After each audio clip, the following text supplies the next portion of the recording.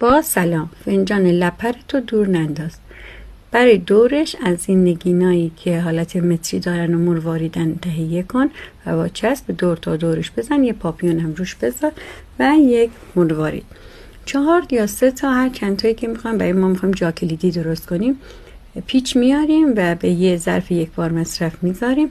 پیچا رو رنگ بزنیم، یا طلایی یا مشکی، و 2 تیکه نی خودکار رو داخل بالا بزنیم برای سوراخایی که میخوایم ایجاد کنیم و ملات درست کنیم. ملات من از گچ و آب استفاده کردم و میتونید از کاغذهایی هم برای گلایی که کاغذی برای دورش برای تزیینش استفاده. اول کاملا سنبادش بزنید، یه مقداری آب بزنید، کاغذها رو بهش بچسبانید و وارنیش بهش بزنین بعدن که براق بشه.